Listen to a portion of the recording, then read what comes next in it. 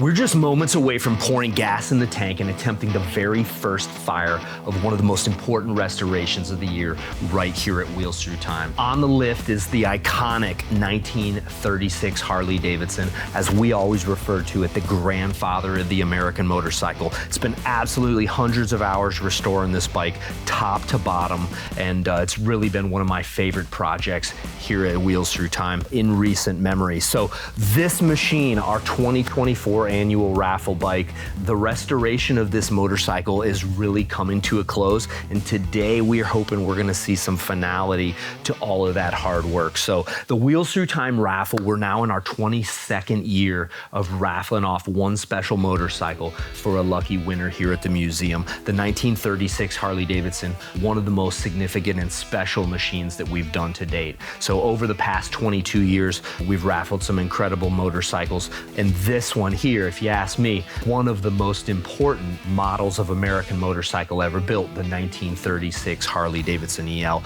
Oftentimes when we restore a motorcycle here at Wheels Through Time for our raffle, we probably start with a basket case bike, something that may not have been complete, or at least has been apart for many, many, many years. This is one of the first times in recent memory that we actually got to start with a complete motorcycle that needed overhauled. So from the start to the finish, engine needed refinished, the transmission needed rebuilt, frame, fork, wheel bearings obviously needed repainted. So an incredible amount of work went into restoring this bike and bringing it to where we're at today. So if we're very lucky, in the next few minutes, you're gonna see this bike fire up for the first time since its restoration. The first fire of a motorcycle is always one of the most exciting parts of the rebuild.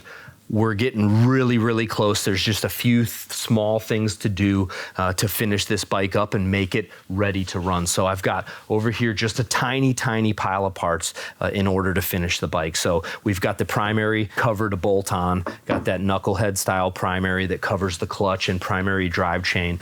Beautiful recovered Harley Davidson solo seat that was done by our guys over at Heather's Leathers. They do an incredible job. I've got a battery here. I've got to put some battery acid in, Harley Davidson replica style. They call it an H2 6-volt battery, a couple quarts of oil, and this thing ought to be fired up and running. So hang with us, guys. This is going to happen fast. First order of business, we're gonna pull the floorboard over here, get this primary cover ready to bolt on. Last time you saw this motorcycle, a lot of the machine was put together, mocked together. You caught a fresh paint job right from Dill's Paint Works over there in Cullowhee, North Carolina. John always fixes us up. But the bike itself was really kind of loosely bolted together. So the engine, transmission had been bolted in. We got the fenders and gas tanks bolted on. Since then, the bike's been completely wired. Everything works, headlights, taillights, brake lights. We managed to rivet up the floorboards there. All the small details, the linkages hooked up, brake linkage, clutch linkage, shifter linkage, the coils wired, the points are set. Engine's timed. We're gonna dump a little oil in the oil tank after we get this primary cover bolted on, put the seat on, drop in a battery, and fire this bad boy up. Okay, so primary cover is about bolted on. Pretty simple scenario. So Harley Davidson is not a wet primary, but it's really not completely dry either. So you have a crankcase vent that comes out the side of the engine here inside of this two-piece tin primary, and it actually mists a little bit of oil onto the primary chain. You can actually adjust that over on the other side of the oil pump. So we'll make sure that's adjusted before we attempt to fire this bike up. So crankcase vent fires onto the primary chain. You've got a double row primary though, so it's not a belt driven, it's not a single row. It's pretty beefy chain, good for thousands of miles of service. You have to adjust the chain occasionally, so that's one of the reasons why we always like to put on miles on these bikes before we pass them off to the next winner. So that chain has had time to stretch and kind of fall into the adjustment that it's going to be able to be at for the next several thousand miles. So in order to adjust the chain, What I'll end up doing is taking off the inspection cover here. 2 screws, you can get a finger in there and feel the tension of the chain as you adjust it, and make sure that that chain's set just right. In order to service the clutch, Harley-Davidson actually put on the derby cover here. So derby cover held in with 8 screws. The cover comes off, allows you to actually get to your clutch, adjust the clutch, clean the springs, plates, and such. So pretty neat setup from Harley-Davidson. They use this from, 1936 all the way to 1964. Here we go. We have floorboard installed. Oh, that fits really good. And this side of the bike is completely wrapped up. Boom. Okay, that's tough right there. Okay, onto the seat. So Harley-Davidson Solo seat. It may not look comfortable, but believe it or not, this is one of the most comfortable seats of any type that you've ever sat on. And part of it's just the curvature of that seat pan. Believe it or not, the ones with the thinnest padding, I always felt were the most comfortable. One of the key components to that comfort is this seat post here. So the seat post itself is actually spring loaded, and it ends up riding like you're on a cloud, man. I'm telling you, it is so smooth. One of my favorite rides out of any Harley-Davidson ever built. You know, the Harley-Davidson rigid rear end, I feel like it kind of got its bad rep from the chopper days when guys were hard mounting those seats on the frame. I mean, hard mounted seat on a rigid frame, it's bound to beat you up, and it surely will. These pogo seat posts with this Solo seat, it is actually a really smooth ride. The rigid frame handles incredibly well, especially for us guys up here in the twisties here near Maggie Valley. It absolutely handles like it's on a rail. And the way that spring post works with this cupped seat pan there, it's like you're riding on a cloud. All right. Bada bing, bada boom. Oh, that's just what we like. Okay. We're starting to put tools away. In fact, I think the only tool I need to get this bike fired up at this point, the only 2 tools are a screwdriver and a 1-inch wrench to tighten down this transmission. We got oil.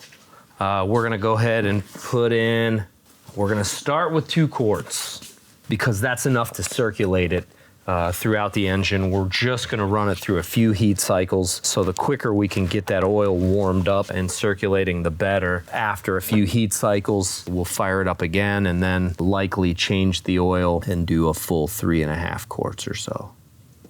So there's my 2 quarts. That's enough oil to fire it, get a couple heat cycles. We got a battery, and we'll be in business. Oh, that's a good fit right there. It's exciting. First fire, we hope. And a lot of time and effort to get it to here, you know, not just by us at the Wheels Through Time Restoration Shop, but when you see these old bikes, I mean, this motorcycle is almost 90 years old. It's 87 years old. You know, and any time that you're putting a bike like this back together, restoring something and trying to breathe life back into it, you know, it kind of hits you, all the people that may have worked on this bike before, how this motorcycle managed to survive all those years, because most don't, and the love that people must have put into the bike to keep it a reliable and special piece. So pretty exciting moment. We're gonna drop this thing off the lift, put some gas in it, and I'm gonna start kicking. Down she comes. At this point, the bike is officially complete, and as far as I can see, I haven't forgotten anything. At least that's what we're hoping. So down we go.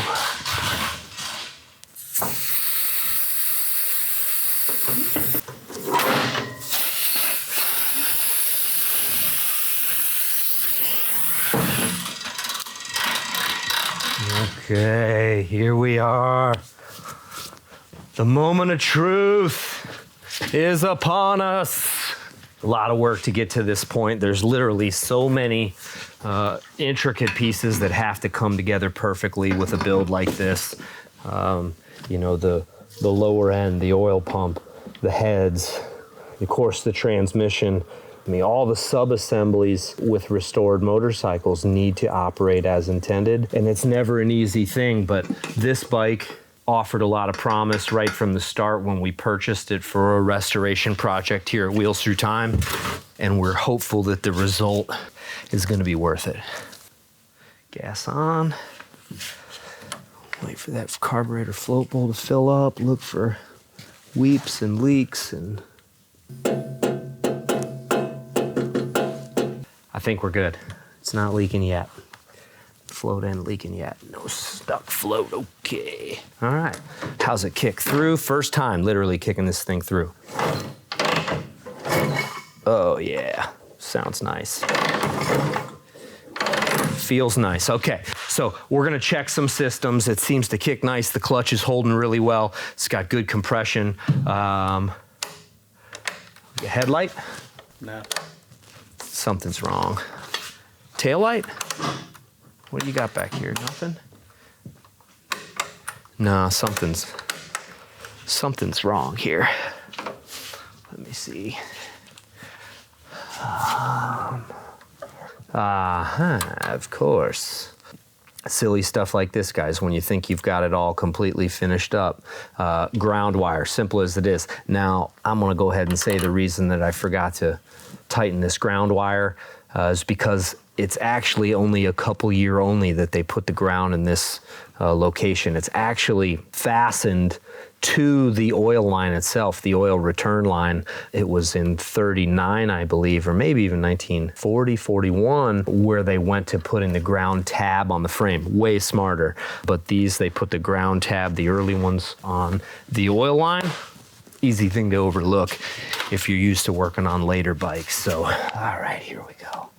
So this, fingers crossed, is a simple fix. So let's try this again. Headlight, oh yes. Taillight, beautiful. Brake light, I love it. Horn. Horn works. Okay, moment of truth, guys. The most exciting part of restoring a motorcycle. I'm nervous. I don't know if y'all are nervous or not. How many kicks you think, Steve? You have 5 kicks? With primes. 5 with primes. 3 primes, 2 to go? 3 primes and 1 to go. I think this one's gonna be as perfect as any of them were. First, let me check the carburetor adjustment. 1/2, 1, 1/2, 2, 1/2, 3, and a little more, so that was 4. So Linkert, you've got a low speed adjustment here that operates with your choke, and then you've got a high speed adjustment here. I like to set these 3.5, so there's 1/2, 1, 1/2, 2, 1/2, 3.5. Low speed jet, I like to set about 1 1/4. That was way out. I'm glad we didn't try kicking it there. It never would have ran good. 1/2, 1, 1 1/4. Okay, a little heavy on the 1 1/4. 3 primes, I say 1 to go. Somebody doesn't have any confidence. 2, 3. Here we are.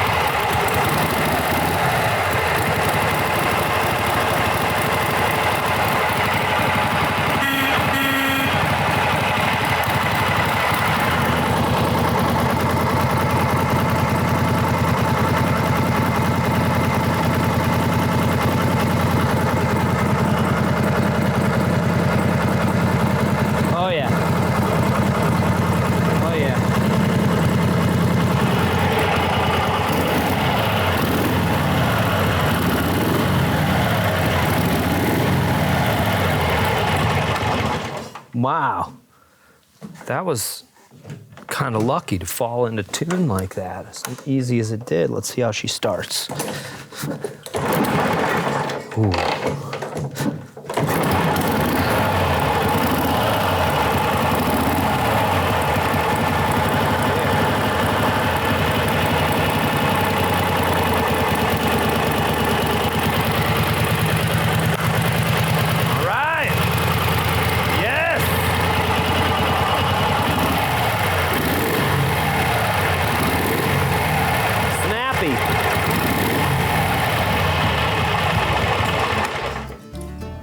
Another one for the books, guys. You can win it. It's coming up November. Make sure you get tickets. Our 22nd annual raffle bike. If you ask me, if you ask the crew here at the museum, it's the nicest one yet. Finished out gold with black, the red and gold striping. 36 Knucklehead, guys. I mean, probably the most significant and most iconic of all the American motorcycles. This one, such a great story with this motorcycle, restored by my dad all those years ago. We ended up getting the bike back. You know, the bike had been ridden, the bike had been used, so it needed redone. We brought it here to the restoration shop, tore it all down, and started from scratch again, guys. Started from square one, from the ground up. Beautiful paintwork by John Dills. Engine and transmission done right here in the Wheels Through Time shop. Yeah, fresh, guys. So a fresh of a restoration as you can get, ready for the road, ready for one lucky winner. Make sure you get your tickets. We'll be giving this thing away before you know it.